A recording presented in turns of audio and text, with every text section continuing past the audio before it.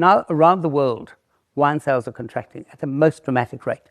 So actually, if you want to survive in a place where volumes are falling, where criticism is unbelievably rigorous, you need to be able to defend your place in the universe. Welcome to Season 2 of Wine in Focus, an Investec-focused radio vodka series designed to elevate your appreciation of South Africa's world-class wines.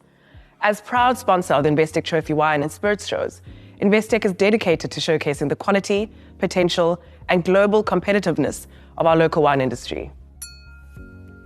This vodcast was recorded just days after devastating storms hit the Cape Winelands. But behind every bottle is an industry built on resilience. As rebuilding efforts continue, a reminder to our listeners that supporting South African viticulture and the people behind it matter more now than ever. I'm your new host, Palesa Mapheelle, a marketer at Investec and co-founder of Wineish, a marketing and experiences platform for all South Africans. In this episode, we're stepping inside the judging room. We'll unpack why a competition like the Investec Trophy Wine Show matters, how wines are assessed, and what judges are really looking for when they award a trophy. Joining me today is Michael Fridjhon, chair of the Investec Trophy Wine Show and one of South Africa's most respected wine authorities. Michael has been instrumental in shaping the show into one of the most rigorous and respected wine competitions globally.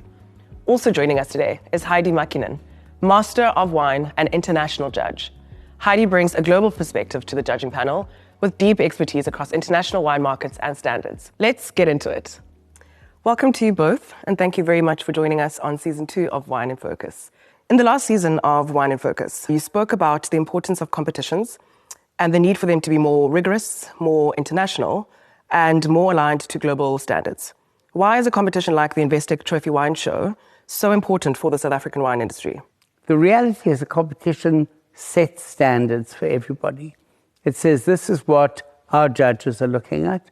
This is what, in a competition which has international judges, this is what they are looking at. And it says to the producers, if you want to play in the kind of edge, the cutting edge, whatever you want to call it, where the universe of commerce and the universe of survival come together, you need to pay attention to what is being said in this space. And 15 or 20 years ago, that wasn't crucial. You could say, well, I've got a really good market in England or America or Sweden or wherever you were selling, and it doesn't matter that there are judges who say my wines are too thin, too mean, too clunky, too juicy, to whatever it is, because I have that market. Now, around the world, wine sales are contracting at the most dramatic rate. So actually, if you want to survive in a place where volumes are falling, where criticism is unbelievably rigorous, you need to be listening. You need to know, you need to be able to defend your place in the universe. And Heidi, coming in from an international perspective, how does the Trophy Wine Show compare to other competitions internationally, and what makes it stand out? So it's my second time in this competition, and I think what I find here is that it really is quite relevant to enter here. Often in wine competitions around the world, you tend to get only like the entry-level wines, and then I'm not sure there's enough relevance when only those wines are being rated. However, I find that here, a lot of producers take this very seriously. I mean, you obviously take this very seriously. All the judges are really good caliber. And I do find that there's much more diversity also in the wine ranges. So it's not just certain price bracket, but it's actually quite both the high end and the entry level wines enter the same tables. Obviously, we are tasting everything blind, only numbered glasses in front of us. So you don't know what's in there, but you do get to pick those really good ones there. And hopefully they are also the ones that then are successful in the market. But it is very diverse competition, and I think it's very relevant. There's often a debate about wine competitions and how much they matter in the wine market. From your perspective, what role do they play in shaping both consumer perception and industry standards? So that's a really key question, because we're saying, on the one hand, that the winemakers make the wines they think best represent their cellar, their property, their wines. And consumers who are interested in that but really want to know what will they drink are saying, the style I want to drink is A, B, or C. So in that competition, if you can bring the two closer, If you can communicate what it is that the fruit gives you and what it is that the consumers want to consume, you narrow that gap between, I can make this, you better learn to like it, and I want to drink this, help me to get there. That spectrum was very wide 25 years ago. That spectrum is much narrower now, and more producers are ready to listen to the feedback from consumers, and more consumers are connecting to the producers, understanding what it is the terroir, the place of the vineyard, is giving the producer, and trying to make the two marry each other. So let's shift and get into the mechanics of it all. Michael, staying with you, can you walk us through what actually happens in the judging room? How are the panels structured, and how do you ensure consistency and fairness? So a panel is a living thing. It is dynamic. It has very strong personalities, as it should have. There's no place for soft edges. People are fighting for territory every moment of the day, and the wine is fighting to be seen. So you land up with 50 or 100 wines in front of you for the day in a class or a series of classes, and you make your choices. And then, only when you finish deciding whether it's a non-medal, a medal, and if it's a medal, whether it's a bronze or a silver or a gold, once you've done that, you still have to defend your position for all the other people on the panel. There are 3 main panelists and an associate judge. The associate judge is there to learn, but is allowed to express an opinion, doesn't have voting rights. You then argue. You finally dust it down, and you are either completely agreed, in which case I come in as panel chairman, and there's no job for me. They say, we've given it a gold, we've given it a silver, we've given it a no medal. There's no discussion because the panel is the primary point of filtration. It's like, don't have a dog and bark yourself. That simple. But there are always wines where there is somebody who gave it a gold, somebody who gave it a bronze, somebody gave it a no medal but gave it a silver. Every one of those has to be unpacked, discussed. The people who gave it nothing go back and say, you know what, I missed it. The whole point about a collegial, engaged judging process is that no one is tied down to an initial score. You score, you come back, you discuss. So we often have panelists who say, you know what, I missed it. You gave it a gold, I gave it a nothing, but actually I think it's a really fine wine. And all I say every time is it's only one person on a panel that has to save a wine. And it's also one person on a panel who can condemn it. 3 people can say this is splendid. One person says it's volatile, it's dirty, it's got bacteria, whatever it is. At that point, everyone goes back, gives it a second look, and the role of the chairman is often, dare I say, diplomacy. It's making sure that everyone is heard, but the end result best reflects the overall impression, the overall center of gravity of the panel itself. Great. Certainly sounds like a rigorous process. When you have multiple passions and private accounts, seamless banking can feel elusive. At Investec, we take care of your financial needs by considering all your life's moving parts. If you earn 800,000 Rand per annum or more, you may qualify for Investec Private Banking, where you'll enjoy effortless digital capabilities backed by real people who understand you. We'll even switch your account for you. Now that's private banking. Investec is an authorized financial services and registered credit provider. Investec, out of the ordinary. Heidi, from your experience as a judge, how important is the chemistry and dynamic of the judges on a competition? Oh, extremely important. I mean, we don't want egos in that tasting room. We do want opinions. We do want firm opinions, but we also need to be able to have a constructive conversation.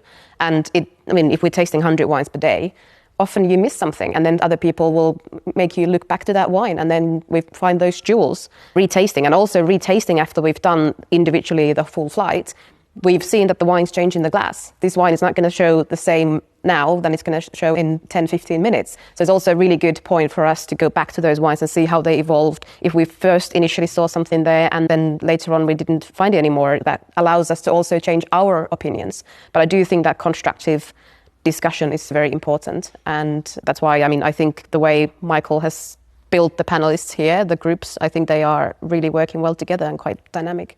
Heidi, you mentioned a flight of wines. Can we unpack what that means for our audience? Yeah, sure. So flight of wines is basically a set of wines that have some kind of similarity to them.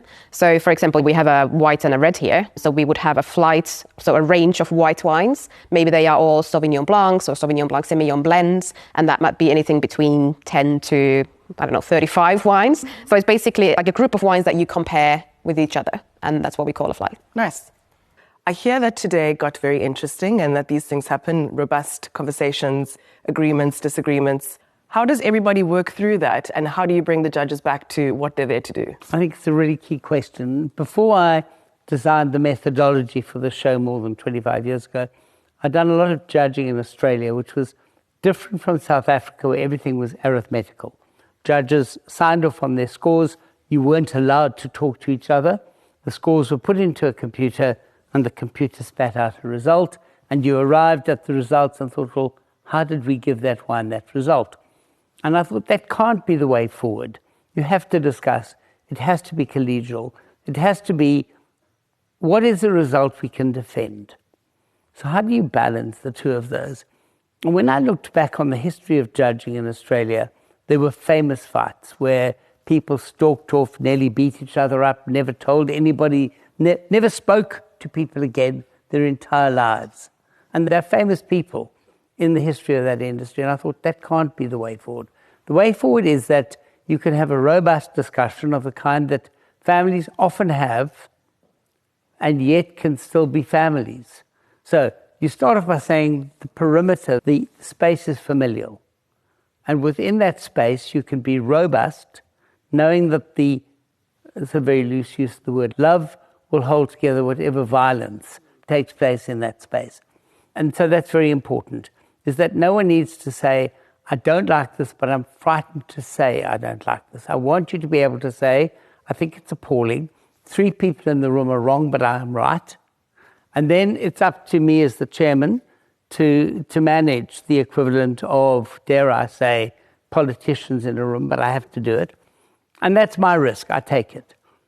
But by the same token, which is really important, the protagonist is the wine. It's not any one judge, and it's not the show chairman.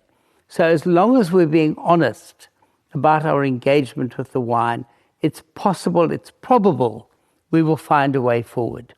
And yes, we did have several robust discussions on a particular panel. It was a panel infused with very strong personalities, very good judging skills. So there's no question about what was being discerned. It's about the prominence you give to certain elements over and above other elements, and then the threshold. What is a bronze? What is a silver? What is a gold? And we should be able to have really hard, difficult fights and kiss and make up and go down and have a glass of wine. And we had that today on a level probably haven't seen for 10 or 15 years. And I like that because A, the result is better, and B, in every one of those results, there's a message for the producers in that class, which says, if you follow what has been rewarded and what has been held back, there is a pathway out of the maze in which the industry now finds itself. And how do you guard against commercial interest influencing the judging process? You pay attention. You have, if you like, a declaration of interest. We certainly do not ever have a judge on a panel whose score will favor his own wine. So to the extent that it happens, say, at a trophy judging, that a judge who is a very competent winemaker who's entered a wine is a professional wine judge, and now that wine is up for a trophy judging, that score is discounted straight away. We have to do that. That's because the show has its own integrity, and even if he's right, we can't be held accountable for the fact that he voted for a wine that happens to be his. So that part is very easy. The much harder part is if your preference aesthetically is for a style of wine in which you are commercially engaged. You like refined, delicate, spicy wines. Your portfolio is made up of that style of wine. You don't like big, robust, potentially rustic wines. They don't fit your aesthetic. How do we manage that? That's why we have a panel we have a panel dynamic. You have a vote on that panel, and you have a panel chairman, and you have a show chair. And we all come together so that in the end, the final result from that panel is consensual. So Heidi, just to get back to basics, what is a blind tasting, and are all wine shows judged as a blind tasting? Yeah, so obviously blind tasting means that you don't know what's in the glass. Of course, you can see the color, you can see, okay, this is a very deep, almost opaque, ruby-colored red wine, but that's pretty much all you know, because everything is about appearance, the nose and the palate. And I think it's very important to taste blinds, because we are there to really put our own prejudice aside and really just focus on what's in the glass and what is that quality. You never come to something neutral. You always have an opinion about something. So I think blind tasting really puts us to focus rigorously into our senses and our appreciation of the wine in the glass. But then also it's really good way to see, is there that inherent quality in that wine or not? And of course, giving advice also for people buying those wines. It's our name that's behind that wine. And if we say something gets 95 points and deserves a gold medal, then people have to be able to trust us. And those opinions have to be coming from tasting those wines blind without any prejudice. Firstly, glasses are numbered. The numbering is simply to enable us in a class of, for example, Cabernet, Pinotage, Shiraz, which sample bottle were we tasting. So the judge knows the category, Cabernet, Chardonnay, Shiraz, whatever it is. You know that. You can ask the panel chairman the age, and in a blended class on detail, you could find out if it's Cabernet and Merlot or Merlot and Cabernet. That's all you can know. When it comes down to the real discussion at the end, as show chairman, I do have what I call a crib sheet, but all that tells me is important analytic data. So if Heidi, as a panelist, says, I think this wine is very alcoholic, too hot, and too sweet, I can say, actually, it's not. It's under 14%, and the sugar is 1 or 1.2. I can confirm or oppose an opinion. It still doesn't tell me anything about the origin of the wine. When you taste sighted, the opposite of a blind tasting, you're not really tasting the wine. You're tasting the brand, the message that the producer has brought to the market in 1 year, 5 years, or 50 years is the dominant message. This is a great wine because I have a great reputation, and the pressure on the judge to say a wine with a great reputation is rubbish is much harder. And therefore, in a sense, the market of sighted judging is in fact recycling the old marketing message. When you're tasting wines in a competition setting, what key things are you looking for? It's not about your personal preferences, whether you like the variety or anything like that. It's all about the quality in the glass. So for me, quality would be purity. Does the wine smell and taste as it should? Are all the aromas and flavors, are they well defined? Is everything in harmony together? So the structural components, the fruit, is there good balance in the wine? Are things integrated well?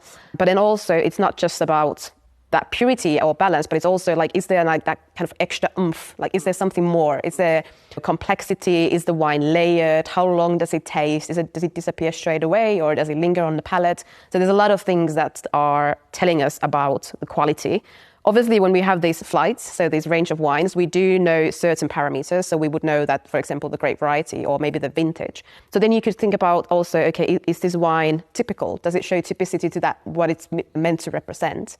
Age-worthiness is another thing that could be definitely defining a wine's quality. So it's all these things. It's not so much about your personal preference, but actually the inherent quality of that wine. Okay. And if you could give us a quick example with the flight in front of us, what would you say?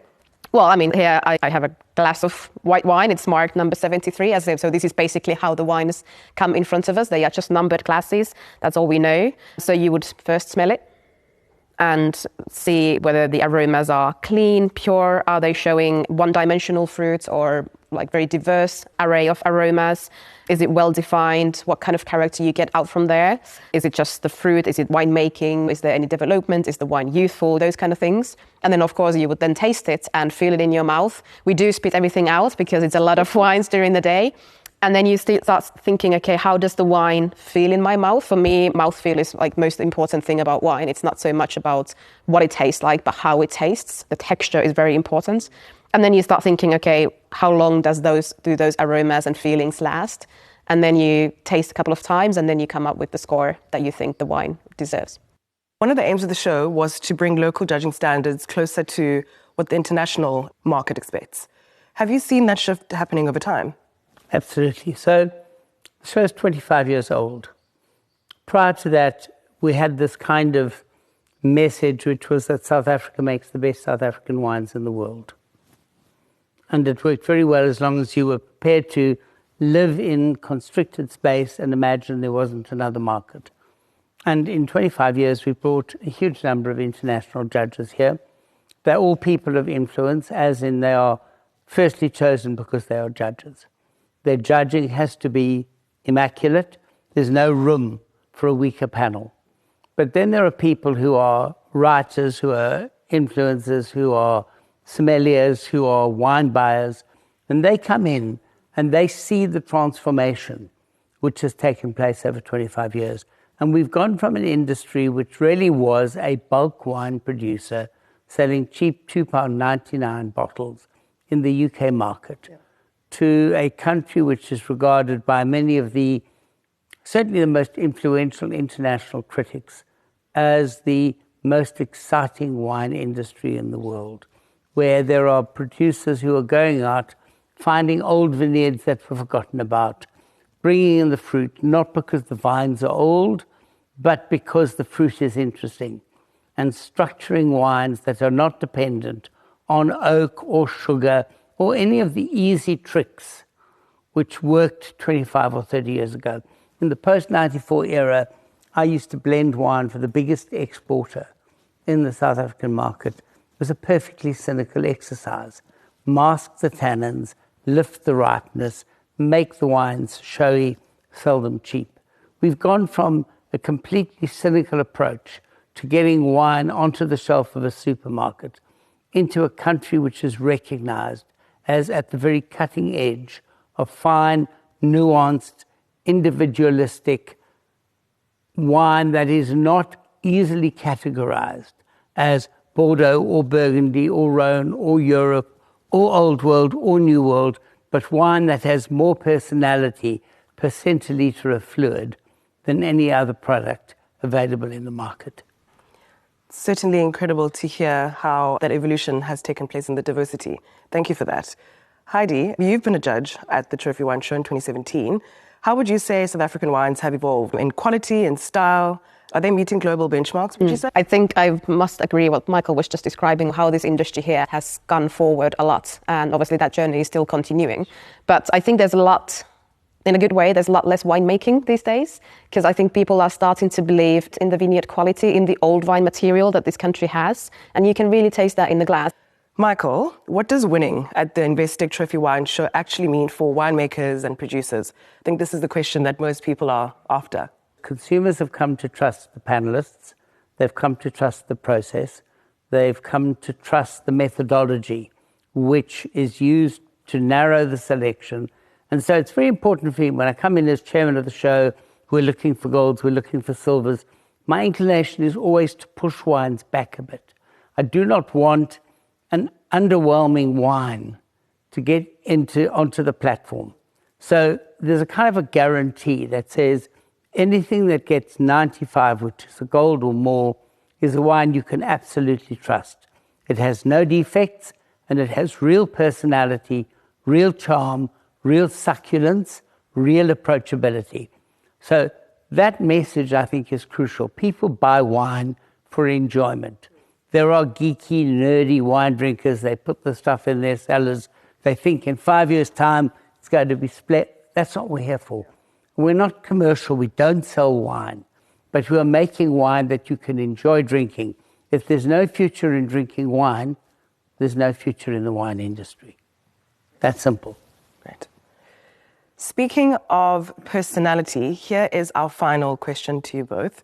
This is the question I love to ask all my guests, and it's, when did you fall in love with wine? What would you say that moment is? I mean, I just grew to love it. I worked in restaurants and my first interest was service of other people. I really wanted to be really good at that and be able to answer all the questions my customers might ask me. And that put me on the journey to learn all about food and wine that we were serving. And then just learning and reading about wine, I just realized that there's a whole world out there that I need to get to know. And that's how I just went very deep in. Love it. And for you, Michael? I have to say it was Pinot Noir. Pinot Noir is that kind of love-hate grape. You either get one that you get, or you think, what's all the excitement around Pinot Noir? And this was a fabulous Pinot Noir. It was served under quite emotional circumstances in our family. And I remember reading all about it before I opened the bottle. And it spoke about the aromatics, the spice, the nuance, the fragrance. I kept thinking, this is wine. I was, 20, 23. And I had fallen in love with wine, but I didn't have a sense of being seduced. I had a sense of this is a direction, not a destination. And I had a glass of this wine, and it was everything the note said. It had spice, it had aroma, it had fragrance, it was haunting, it was evocative. And I thought, this is no longer grape juice. It is a thing that is moved 1 or 2 levels above that. It's not life or death, but it is the difference between living out an ordinary life and committing yourself to a life which is lifted above the ordinary. And wine did that for me. I'm sure art, music, science, all the things people choose because they love their careers. And they're all equal. I can't say wine beats nuclear physics, but I can say for me it does. Yeah. Amazing. Well, we certainly hear that wine is a memory, so thank you for indulging us and bringing us into your worlds, and thank you for being on this episode of Wine in Focus. Thank you. Thank you. Thank you for listening or watching this episode of Wine in Focus, brought to you by Investec Focus Radio SA. You can find all episodes of this podcast series at investec.com/wine in focus. If you enjoyed this episode, please rate it, comment, and forward it to your friends and colleagues. In episode 2, we have a top sommelier and an Investec wealth manager telling us all about the art of collecting wine. See you there. The views expressed are those of the contributors at the time of publication and do not necessarily represent the views of the firm and should not be taken as advice or recommendations. Investec Bank Limited, an authorized financial services provider and registered credit provider.